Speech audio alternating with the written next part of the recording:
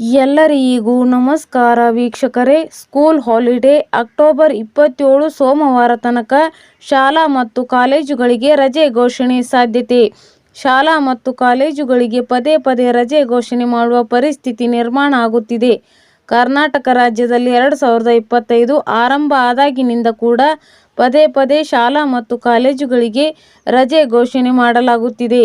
ಅದರಲ್ಲೂ ಹೀಗೆ ಶಾಲಾ ಕಾಲೇಜುಗಳಿಗೆ ಸಾಲು ಸಾಲಾಗಿ ರಜೆಗಳು ಸಿಗುತ್ತಿರುವ ಕಾರಣಕ್ಕೆ ಮಕ್ಕಳು ಮತ್ತು ವಿದ್ಯಾರ್ಥಿಗಳು ಕೂಡ ಅಜ್ಜಿ ಮತ್ತು ಅಜ್ಜನ ಮನೆಗೆ ಹೋಗಿ ರಜೆ ಎಂಜಾಯ್ ಮಾಡುತ್ತಿದ್ದಾರೆ.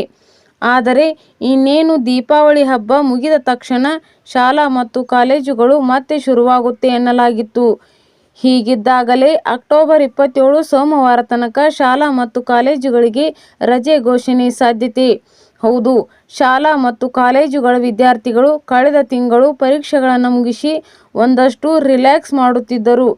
ಹೀಗಾಗಿ ದಸರಾ ರಜೆ ಸಿಕ್ಕಿದೆ ಬಿಡು ಅಂತ ಅಜ್ಜಿ ಮತ್ತು ತಾತನ ಊರುಗಳಿಗೆ ಹೋಗಿರುವ ಶಾಲಾ ಮತ್ತು ಕಾಲೇಜುಗಳ ವಿದ್ಯಾರ್ಥಿಗಳು ಲಕ್ಷಾಂತರ ಅಲ್ಲದೆ ಸಿಕ್ಕಾಪಟ್ಟೆ ದಿನ ರಜೆ ಇದೆ ಅಂತ ಸಖತ್ ಖುಷಿಯಾಗಿಯೂ ಇದ್ದಾರೆ.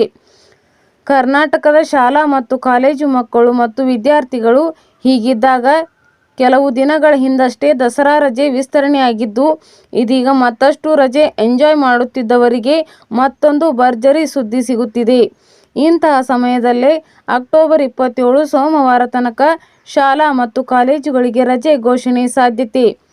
ಅಕ್ಟೋಬರ್ 27 ಸೋಮವಾರ ತನಕ ರಜೆ, ಶಾಲಾ ಮತ್ತು ಕಾಲೇಜುಗಳಿಗೆ ರಜೆ ಘೋಷಣೆ. ಈ ಸುದ್ದಿ ಕೇಳಿದ ತಕ್ಷಣವೇ ವಿದ್ಯಾರ್ಥಿಗಳು ಭಾರೀ ಖುಷಿ ಪಡುತ್ತಾರೆ. ಹಾಗೆ ಶಾಲಾ ಮತ್ತು ಕಾಲೇಜುಗಳಿಗೆ ರಜೆ ಘೋಷಣೆಯಾಗಿದೆ ಅಂತ ವಿದ್ಯಾರ್ಥಿಗಳು, ಪುಟಾಣಿ ಮಕ್ಕಳು ಕುಣಿದಾಡುತ್ತಿದ್ದಾರೆ. ಇದೇ ರೀತಿ 2025 ಆಗಸ್ಟ್ ತಿಂಗಳಲ್ಲಿ ಪದೇ ಪದೇ ರಜೆ ಘೋಷಣೆ ಆಗುತ್ತಾ ಇತ್ತು. ಅಲ್ಲದೆ ಸೆಪ್ಟೆಂಬರ್ ತಿಂಗಳಲ್ಲೂ ಭಾರೀ ರಜೆಗಳು ಸಿಕ್ಕಿವೆ. ಈ ನಡುವೆ ದಸರಾ ರಜೆಯ ಖುಷಿ ಕೂಡ ಸಿಕ್ಕಿದ್ದು, ದೀಪಾವಳಿ ಹಬ್ಬ ಮುಗಿದ ಸಮಯದಲ್ಲೇ ಅಕ್ಟೋಬರ್ 27 ಸೋಮವಾರ ತನಕ ಶಾಲಾ ಮತ್ತು ಕಾಲೇಜುಗಳಿಗೆ ರಜೆ ಘೋಷಣೆ ಸಾಧ್ಯತೆ. ರಜೆ ರಜೆ ರಜೆ ಘೋಷಣೆ ಸಾಧ್ಯತೆ. ಕರ್ನಾಟಕ ರಾಜ್ಯದಲ್ಲಿ ಇದೀಗ ಭಾರೀ ಮಳೆ ಸುರಿಯುತ್ತಿದ್ದು, ಕರ್ನಾಟಕದ ಮೂಲೆ ಮೂಲೆಗೂ ಮಳೆಯ ಮೋಡಗಳು ಆವರಿಸಿವೆ. ಹೀಗಾಗಿ ಭಾರೀ ಮಳೆ ಕಾರಣಕ್ಕೆ ಹಲವು ಜಿಲ್ಲೆಗಳಲ್ಲಿ ಅಲರ್ಟ್ ಕೂಡ ಘೋಷಣೆ ಮಾಡಲಾಗಿದೆ.